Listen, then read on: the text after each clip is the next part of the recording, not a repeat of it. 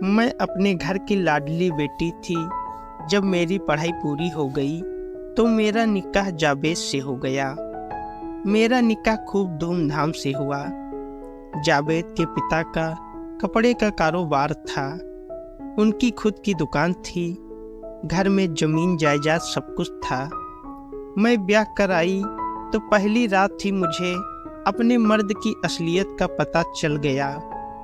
बादल गरजे जरूर पर ठीक से बरस नहीं पाए और जमीन पानी की बूंदों के लिए तरसती रह गई। वलीमा के बाद मैं ससुराल दिल में मायूसी का दर्द लेकर लौटी। खानदानी घर की पढ़ी लिखी लड़की होने के बावजूद सीधी सादी मुझको एक ऐसे आदमी को सौंप दिया गया जो सिर्फ चारा पानी का इंतजाम तो करता पर मेरा इस्तेमाल नहीं कर पाता था। मुझको एक हफ्ते बाद मेरे ससुराल लेकर आए। मैंने सोचा कि अब शायद जिंदगी में बहार आए, पर मेरे अरमान अब भी अधूरे ही रहे। मौका पाकर एक रात को मैंने अपने शौहर जावेद को छेड़ा। आप अपना इलाज किसी अच्छे डॉक्टर से क्यों नहीं कराते? तुम चुपचाप सो जाओ, बहस न करो, समझी? जावेद ने कहा। मैं चुपचाप दूसरी तरफ मुंह करके अपने अरमानों को दबाकर सो गई। समय बीतता गया। ससुराल से मायके आने जाने का काम चलता रहा। इस बात को हम दोनों समझ रहे थे, पर कहते किसी से कुछ नहीं थे। दोनों परिवार हमें देख देख कर खुश होते कि हमारे बीच आज तक तू मैं नहीं हुई है। इसी बीच एक ऐसी घटना घटी जिसने मेरी जिंदगी बदल दी। मस्जिद में एक मौलाना आकर रुके। उनकी बातचीत से मेरे ससुर को ऐसा नशा छाया कि वे उनके मुरीद हो गए। झाड़ फूंक व ताबीज देकर मौलाना ने तमाम लोगों का मन जीत लिया था। वे मेरे घर के एक कमरे में रहने लगे। बेटी, तुम्हारी शादी के 2 साल हो गए, पर मुझे दादा बनने का सुख नहीं मिला। कहो तो मौलाना से ताबीज डलवा दूं, ताकि इस घर को एक औलाद मिल जाए। मेरे ससुर ने मुझसे कहा। मैं समझदार थी। मैं ससुर से उनके बेटे की कमी बताने में हिचक रही थी। चूंकि घर में ससुर, शौहर और मेरे सिवा कोई नहीं रहता था, इसलिए मैं बोली, बाद में देखेंगे अब्बू जी, अभी मेरी तबीयत ठीक नहीं है। उन्होंने कुछ नहीं कहा। मेरे घर में रहते मौलाना को 2 महीने बीत गए, पर उन्होंने मुझको देखा तक नहीं था। उनके लिए सुबह शाम का खाना खुद मेरे ससुर लाते थे। दिन भर मौलाना मस्जिद में इबादत करते।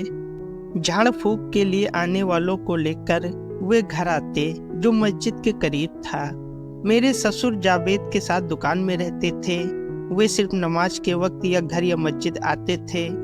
मौलाना की कमाई खूब हो रही थी। इसी बहाने मेरे ससुर की कपड़ों की बिक्री भी बढ़ गई थी। वे जी जान से मौलाना को चाहते थे और उनकी बात नहीं टालते थे। एक दिन दोपहर के वक्त मौलाना घर आए और दरवाजे पर दस्तक दी। जी कौन है? मैंने अंदर से ही पूछा।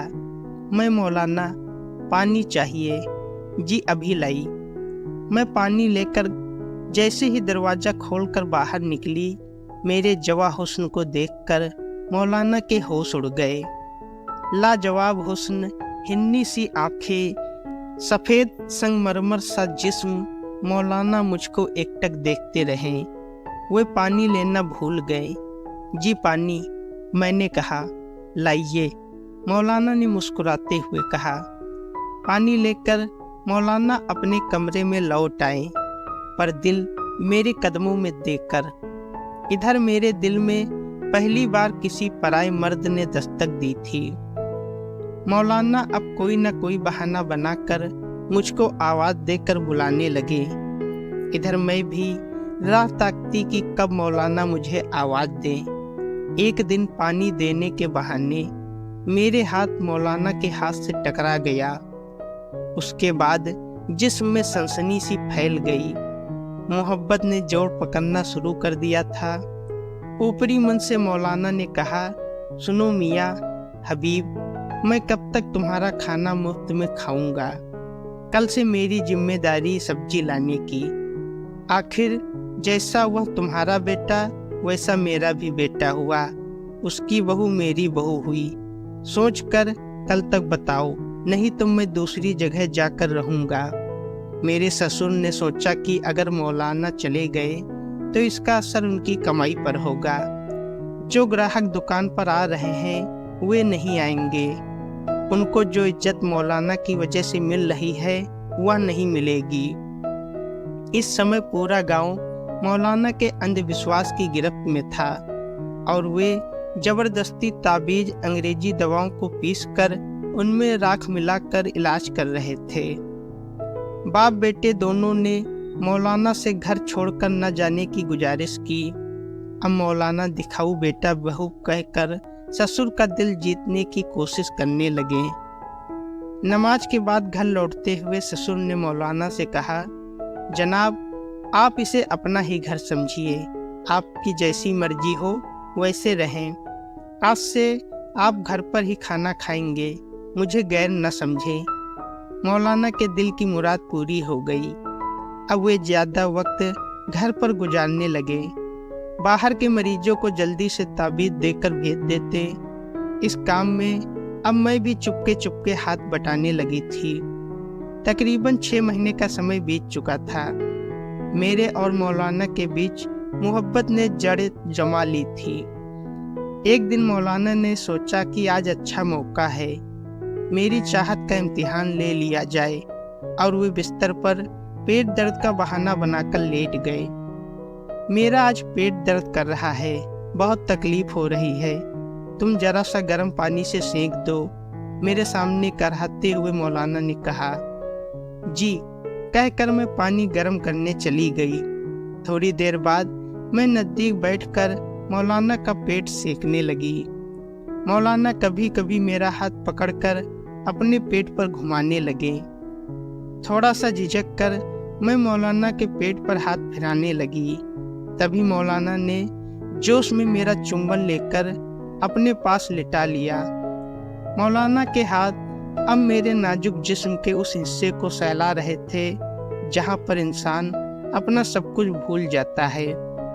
आज बरसों बाद मुझको जवानी का वह मजा मिल रहा था जिसके सपने मैंने सजो रखे थे।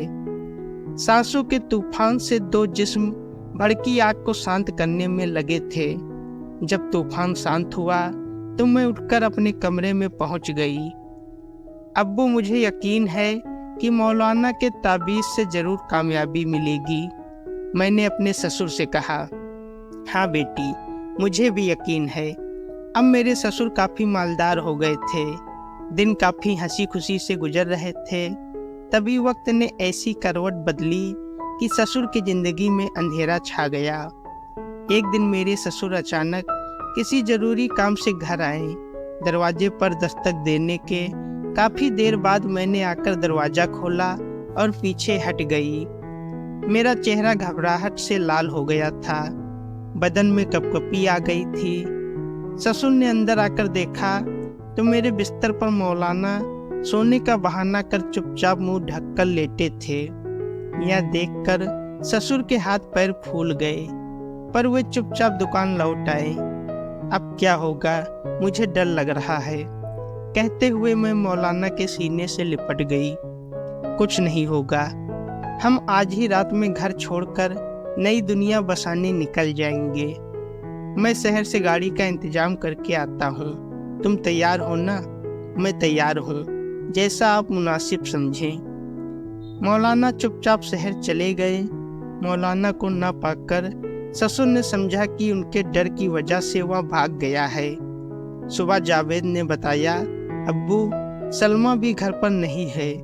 मैंने तमाम जगह खोज लिया पर कहीं उसका पता नहीं है। वहाँ बक्सा भी नहीं है जिसमें गहने रखे हैं। मेरे ससुर घबराकर अपनी जिंदगी की कमाई और मुझको खोजने में लग गए, पर मैं उनकी पहुंच से काफ़ी दूर जा चुकी थी, मौलाना के साथ अपना नया घर बसाने।